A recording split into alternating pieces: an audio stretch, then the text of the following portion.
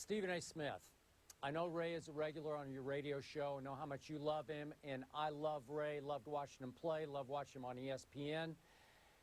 I am here to tell you that after hearing what he said on your show on Monday, he was dead on right about what a robbery the tuck rule overturn was in that playoff game that launched New England's dynasty. But I got to tell you, and I'm going to be honest, just the way Ray said he was being honest with you on your show, to say that Tom Brady was solely a product of that tuck rule ruling is so very wrong and so extremely unfair to Tom Brady. Stephen A., even if we cancel out the rest of those playoffs that year, if we take away that Super Bowl from Tom Brady, he still won 2 other Super Bowls, and he narrowly lost 2 more Super Bowls. And in one of those 2 that he won, he was the Super Bowl MVP, and he was the NFL regular season MVP 2 other times. His Patriots, even if we cancel out the whole 2001 season and postseason, they still, since then, have won that division, the AFC East, 11 times, and they have been to 7 other AFC championship games. So for Ray to conclude that the only reason we know Tom Brady is because of the tuck rule, are you kidding me? Again, I was there that night. It was outrageous. I immediately wrote from the press box at Gillette Stadium in Foxborough that the Raiders got robbed because clearly the NFL applied a ruling to what happened on the field that did not apply. It was just like what happened to Dez Bryant at the Green Bay last Sunday. The rule did not apply. Tom Brady had finished tucking. He pulled the ball completely back to the set position, was preparing to throw it, and Charles Woodson hit him, and the ball was loose. The Raiders recovered. The game should have been over. The Raiders should have advanced. I get that.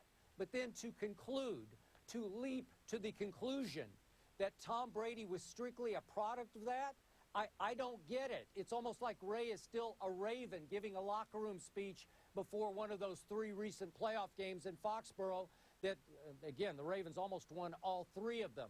But to do it in a public forum such as yours is out of bounds. I'm sorry. Well, listen, I think it's out of bounds if you absorb it and grasp it the way that you did. If you do it the way that I did, I didn't necessarily feel that way. Number 1, he is a Raven. Number 2, he is somebody that was accustomed to going up against Tom Brady. Number 3, he's had some success against Tom Brady in the postseason.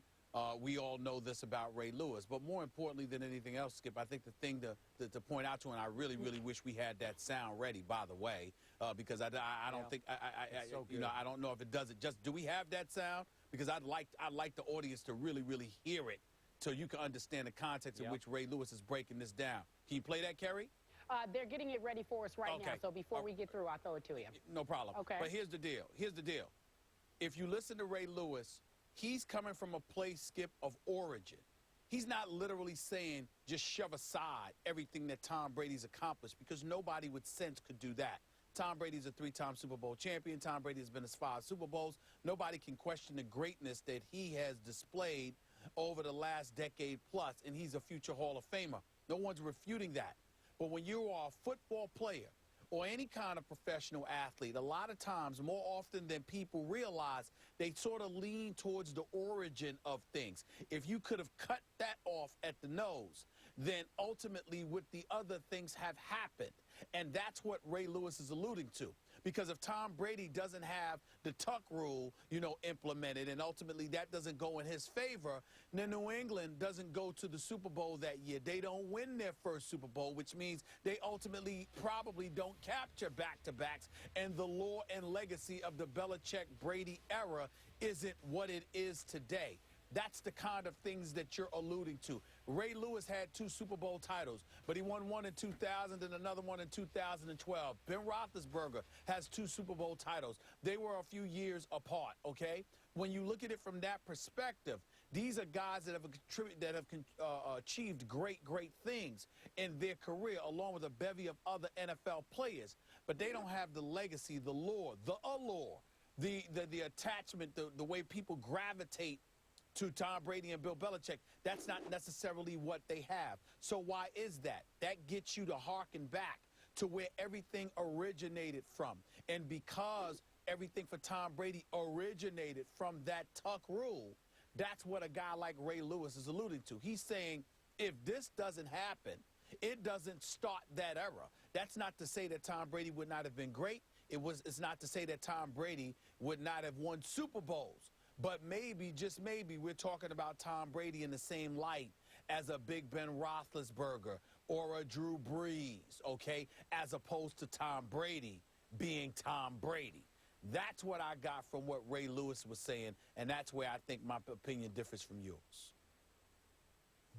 Okay, so are you with Ray Lewis that if the tuck rule play had been correctly ruled via replay, if it had stood, the call on the field had stood, then do you think that Tom Brady would have continued to struggle in 2002 and 2003? Because, Stephen A., I think that team would have been even more driven to win a Super Bowl in 2002 and 2003 and continue. Stephen A., let me jump in here. We have that sound for our audience. Again, it is Ray Lewis, our colleague's take on the tuck rule, and Tom Brady. Take a listen. Listen, not to go all total out of context, but just think about this, Stephen A. Honest to God. The first time we created something called a tuck rule, it's the only reason we know, I'm just being honest, the only reason we know who Tom Brady is because of a tuck rule.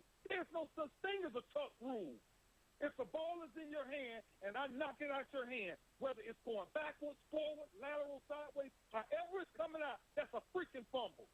But guess what we created? We created a freaking tuck rule. They don't go to that championship game. They don't go to that championship game if that tuck rule, if that ball is called a tuck. That's a fumble. Charles Wilson made that man clearly fumble the ball.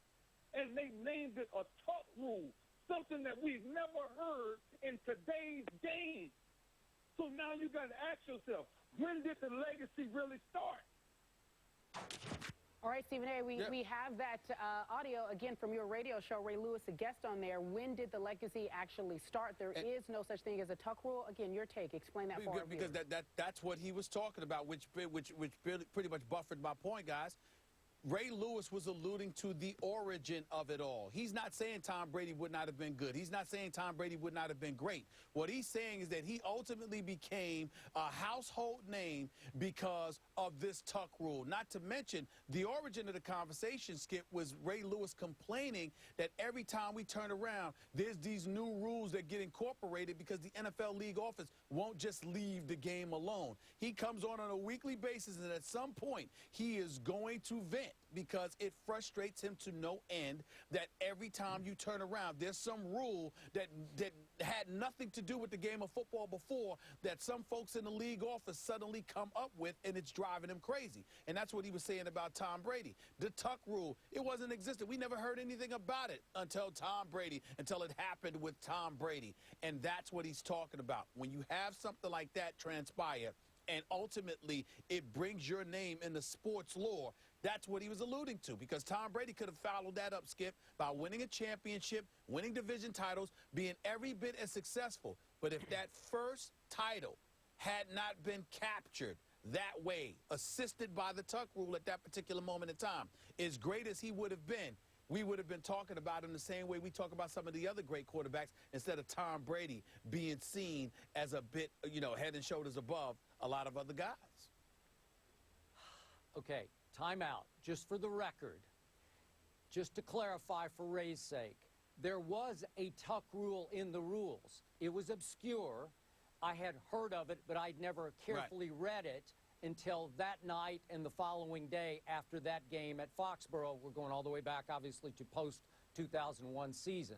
Right. But the tuck rule, again, did not apply to what happened on the field. The NFL used it, to me, as a crutch to validate the overturn of the call on the field when it did not apply. As I explained to you to start with, and I'm trying to explain to Ray, he's right. Tom Brady, if you're the tuck means if you're starting to throw the football and you suddenly decide, uh-oh, that guy's covered, and you hang on to the ball, and you're getting here, and then you lose control of it, that's an incomplete pass. But Tom Brady had finished tucking. He held on to the ball cleanly and brought it all the way back to the set position. He was preparing to throw it again. So that's clearly a fumble. Just as Dez Bryant, they tried to apply the Calvin Johnson rule to Dez Bryant. He wasn't falling as Calvin Johnson was, trying to control the football. Dez had already controlled it, made a football move, and was diving for the goal line. So again, the Calvin Johnson rule did not apply to that scenario, just the way the obscure tuck rule did not apply to Tom Brady at Foxborough. But my point to you, Stephen A., is you cannot then leap to the conclusion that Tom Brady wouldn't have won the next Super Bowl and the next one. And even if we take away the first one, 2 Super Bowls and 2 near misses in 2 Super Bowls would still elevate him. He would still be up on a pedestal above those other guys. But he never said that. He never said Tom Brady would not have won. He's talking about Tom Brady being Tom Brady. All the pizzazz, all the allure, everything that is Tom Brady. When it originated from the tuck rule, it elevated him into becoming a household name. That's all he's saying. He's not trying to question the football credentials of what Tom Brady accomplished. He's simply saying you're just another pretty damn good to great quarterback without the tuck rule. But the tuck rule elevate. You know how this business works, Skip. When you get associated with something, like, for example, if Dez Bryant is going to be known for that catch and the Dallas Cowboys getting quote-unquote robbed in your estimation for a very, very, very long time to come. I mean, there are certain plays in sports history that get attached to your name that elevates your profile. And dare I say your cachet. Now, winning does contribute to it. Your abilities contribute to it. But all Ray Lewis is alluding to is Tom Brady being, you know, this aura that is Tom Brady. He's not questioning the guy's greatness in terms of what he's accomplished, because nobody can refute that. Okay, but it didn't elevate Tom Brady's profile. It actually undercut it. It tainted Tom Brady's legacy. I mean, I'm good with that if that's where you want to go, but I don't see, Stephen A., where it didn't help elevate him to greatness. We all know that he's great, and the only glitch, the only, you sit back and say, how do you question Tom Brady? Well, you can question that there's an asterisk on the tuck rule, or maybe on Spygate if you want to throw that in, but you can't take away the greatness. All right, gentlemen.